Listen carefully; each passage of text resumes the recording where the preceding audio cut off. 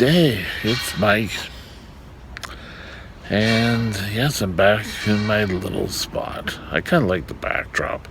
I don't know what we'll do when it starts raining again, but right now we're having an awesome summer. So we might as well utilize it.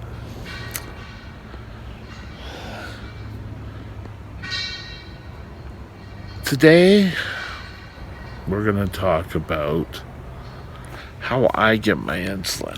Now, there's a lot of talk saying, oh, I'm on pills for my diabetes and I don't have to take shots. And, well, a lot of times, as I discussed in other videos, there are two types of diabetics.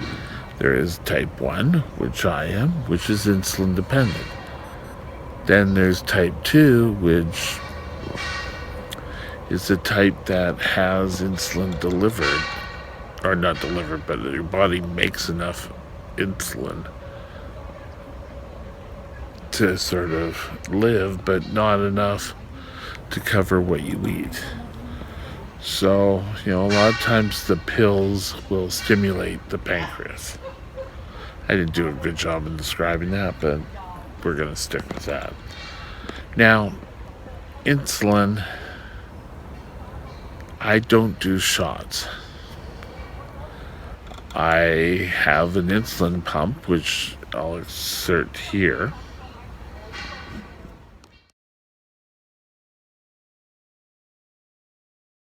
Now, this pump delivers insulin throughout the day.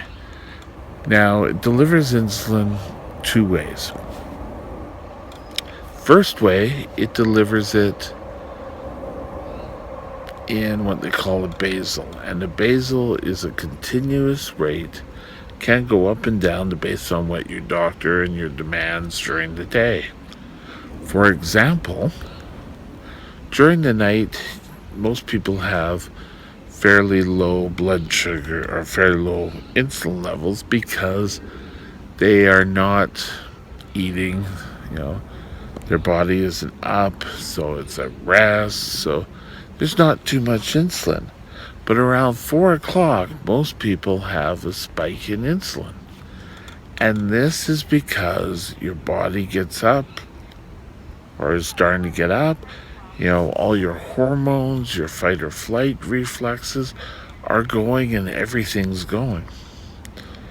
But that's just like what a pancreas would do. For those of you who aren't diabetic, your pancreas gives out insulin at different levels, but enough to keep you stable throughout the day.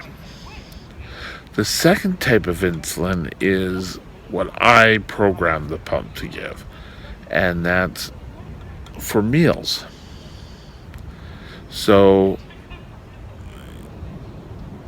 as a diabetic, we count carbs, the amount of carbs, and your body, sorry, I was just making sure, and your body needs a certain amount of insulin to cover those carbs.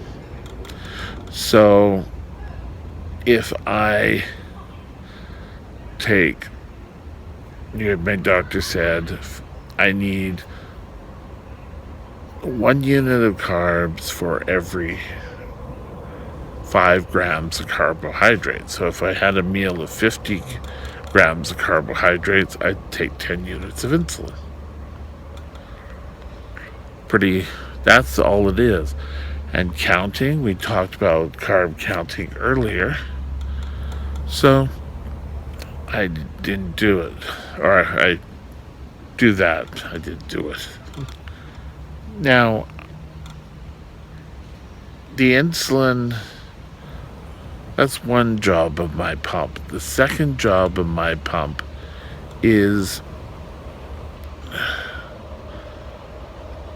it alerts what my cellular sugar is, and that can be representative to what my blood sugar is. And it's important to always know this, because being a brittle diabetic and I can crash fast, it's the hope that I wear the sensor And just checking. Oh, there it is.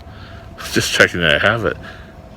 The sensor will send the information from my the liquid in my cellulars, to the pump, which gives me a reading. Now, I use the Medtronic pump, and there's different pumps. You've got to find the one that suits you. Some of them have pods, and you're kind of free, but if you forget your phone, it's so they all have things, whether you're tethered to the body or you're not. You have to find the one that'll work for you. For me, Medtronic has been excellent. I'm going out of service or guarantee, I guess. So we're going to work and seeing if social services will get me a new pump. They haven't had too much luck in getting pumps for other people, but we'll see. My doctor has given me a prescription, and we're going to submit that. I guess I should phone.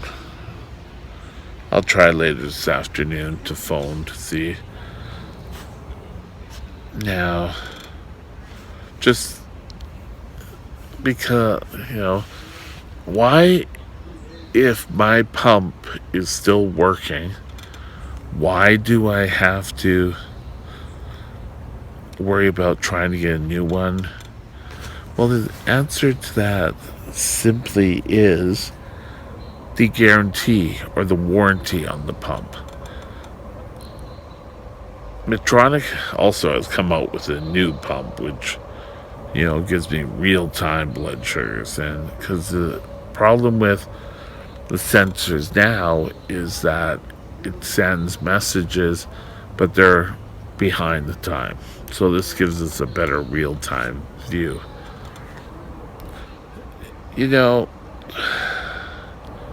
I think it's important for me because I'm such a brittle diabetic, and I don't have the money to get a new pump.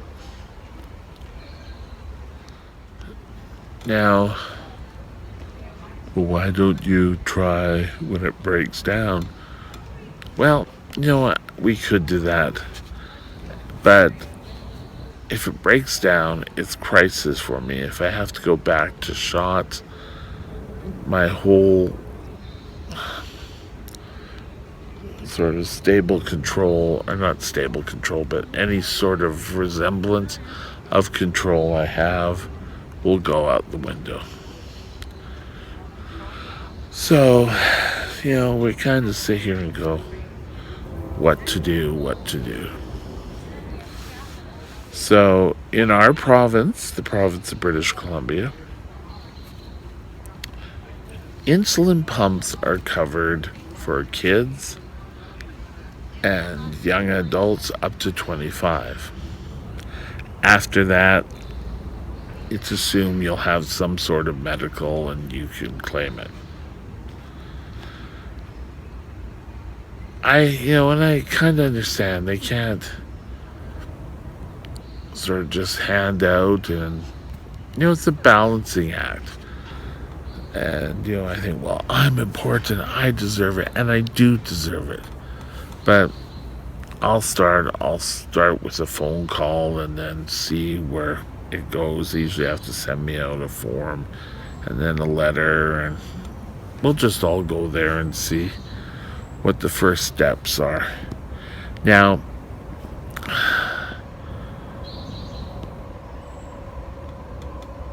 a pump gives me some sort of control. It allows me to live outside. It allows me to get outside and do stuff. If I didn't have a pump, I probably would be in an institution. And I don't want to be an institution. I have another pump which we use for glucagon, and you know what? I may set that back up because they seem to be going off all the time, and so right now I've been using glucagon shots when I'm low. Like today, I was low. I was 3.2 before our lunch.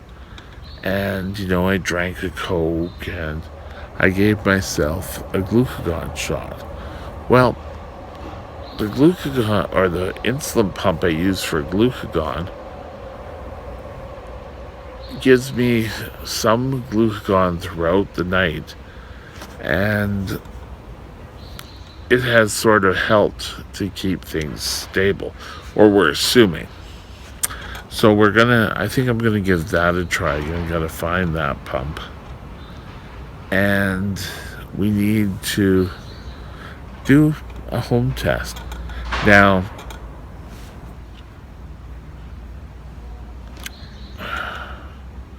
I'm lucky. I have a person who's helping me at home now with my diet, and so I can concentrate more on the insulin aspects. He prepares the meals. He's there during the night. So, again, I'm able to stay at home and not have to live in a place with a whole bunch of other people. If I go into the hospital, I'm in the hospital and somehow I got sick. In 2014, I was in the hospital for, how about 9 months. And during that time, I got appendicitis, and that took a while to get over. This time, I got dehydrated one day, and they all took away my pills, like Lasix and that, and diuretics, sorry, that's the word. And I got large and was really getting large, and we got things done.